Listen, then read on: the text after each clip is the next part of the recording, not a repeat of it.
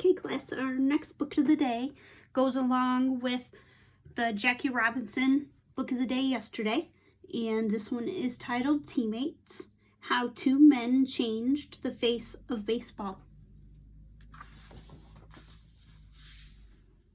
Introduction. In one of the last speeches he made before he died in 1972, Jackie Robinson expressed the strong wish that an African American could be a manager or even a third base coach. Baseball, after all, was the national pastime, and Jackie made the point that discrimination was hurting the reputation of the game he loved. Several years later, Frank Robinson became the first black manager of a baseball team.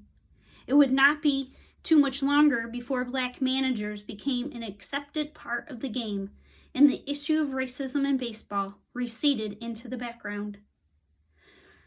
One can only imagine how Jackie would have felt with the election of President Barack Obama in November 2008. In a real way, it was the culmination of the civil rights revolution that Jackie had started when he joined the Brooklyn Dodgers back in 1947. Baseball finally has given Jackie his due. His number has been retired. No future players may ever wear it. And each year on April 15th, the day he began playing for the Brooklyn Dodgers, he is celebrated in every major league ballpark. It's a fitting tribute to such a talented, heroic man. Peter Golenbock, February 2009. And our story is Teammates.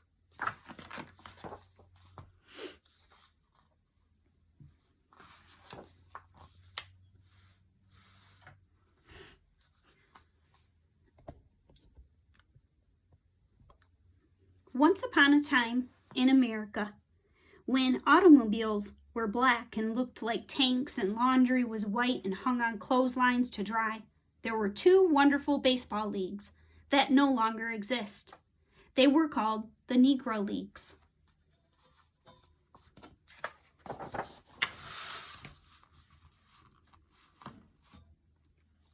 The Negro Leagues had extraordinary players, and adoring fans came to see them wherever they played.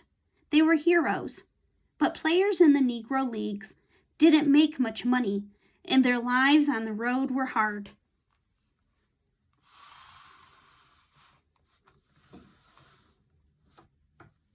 Laws against segregation didn't exist in the 1940s. In many places in this country, black people were not allowed to go to the same schools and churches as white people. They couldn't sit in front of a bus or trolley car. They couldn't drink from the same drinking fountains that white people drink from. Back then, many hotels didn't rent rooms to black people, so the Negro League players slept in their cars. Many towns had no restaurants that would serve them, so they often had to eat meals that they could buy and carry with them.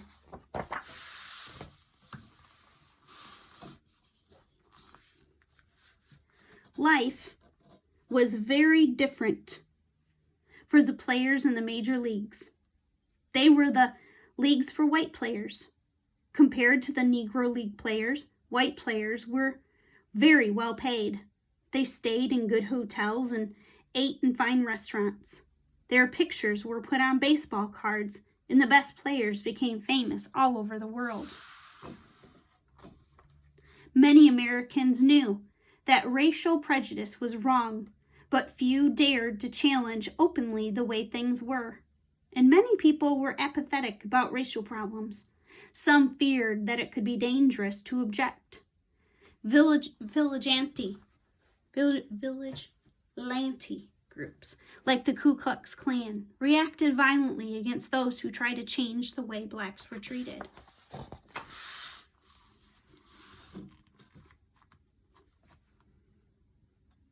The general manager of the Brooklyn Dodgers baseball team was a man by the name of Branch Rickey. He was not afraid of change. He wanted to treat the Dodger fans to the best players he could find, regardless of the color of their skin.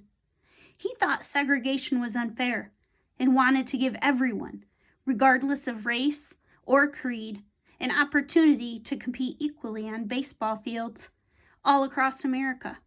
To do this, the Dodgers needed one special man.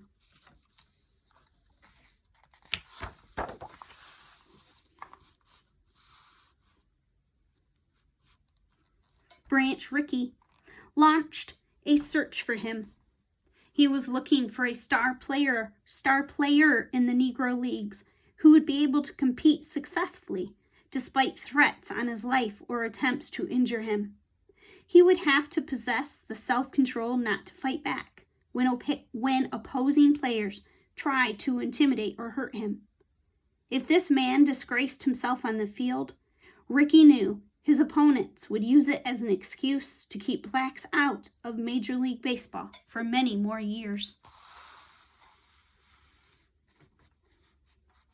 Rickey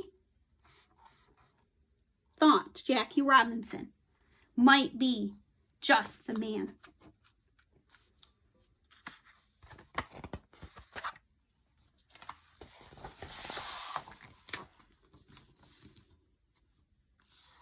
Jackie rode the train to Brooklyn to meet Mr. Rickey.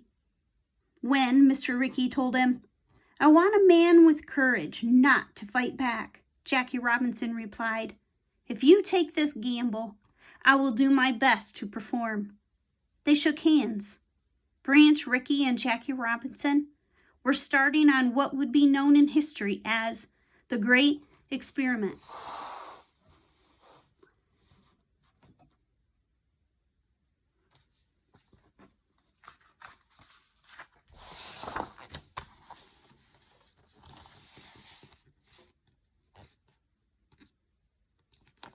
At spring training with the Dodgers, Jackie was mobbed by blacks young and old, as if he were a savior.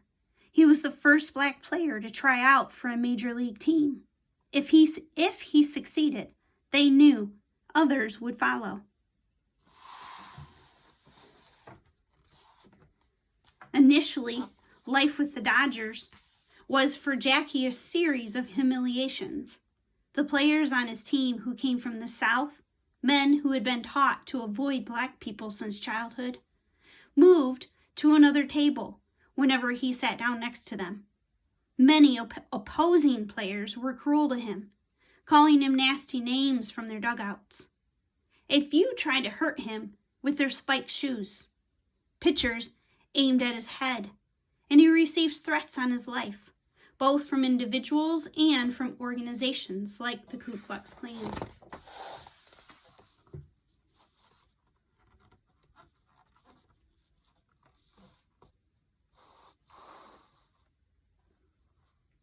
Despite all the difficulties, Jackie Robinson didn't give up. He made the Brooklyn Dodgers team.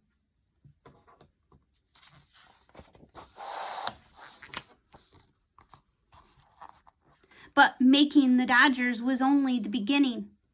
Jackie had to face abuse and hostility throughout the season, from April through September. His worst pain was inside. Often he felt very alone. On the road, he had to live by himself because only the white players were allowed in the hotels in towns where the team played.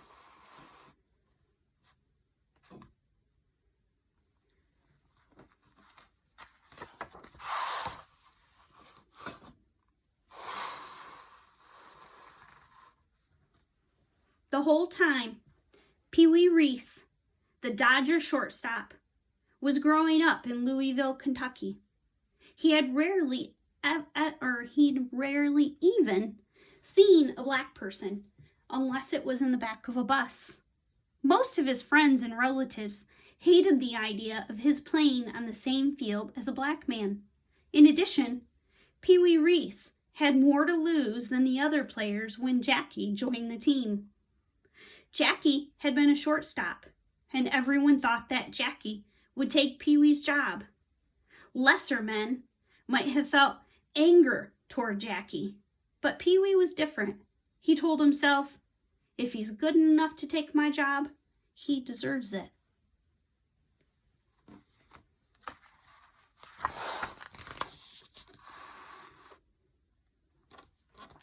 When his Southern teammates circulated a petition to throw Jackie off the team and asked him to sign it, Pee Wee responded, "I don't care if this man is black, blue, or striped," and refused to sign. "He can play, and he can help us win," he told the others. "That's what counts."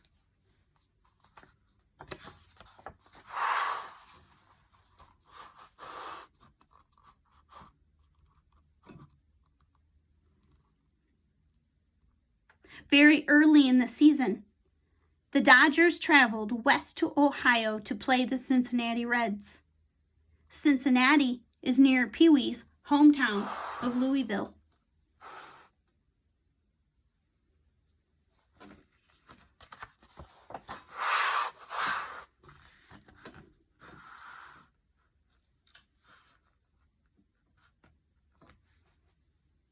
The Reds played in a small ballpark where the fans sat close to the field.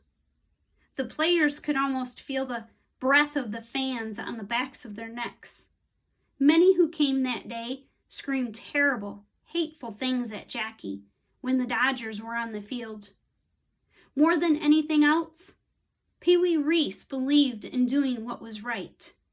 When he heard the fans yelling at Jackie, Pee Wee decided to take a stand.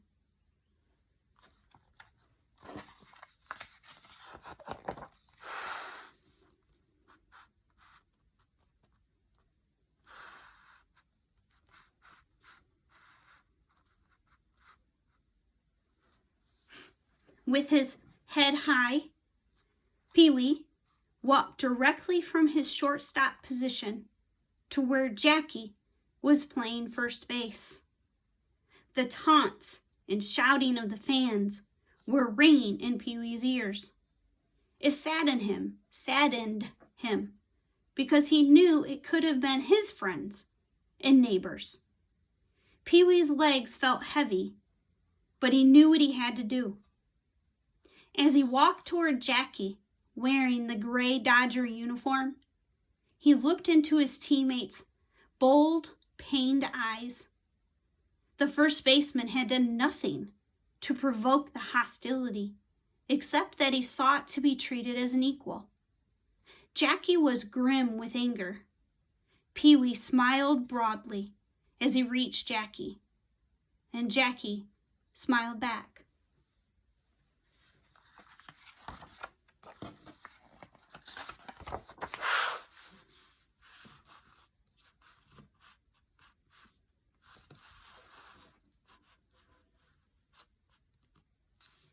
Stopping beside Jackie, Pee Wee put his arm around Jackie's shoulders. An audible gasp rose up from the crowd when they saw what Pee Wee had done. Then there was silence. Outlined on a sea of green grass stood these two great athletes, one black, one white, both wearing the same team uniform. "I am standing with him," Pee Wee Reese said to the world. "This man is my teammate."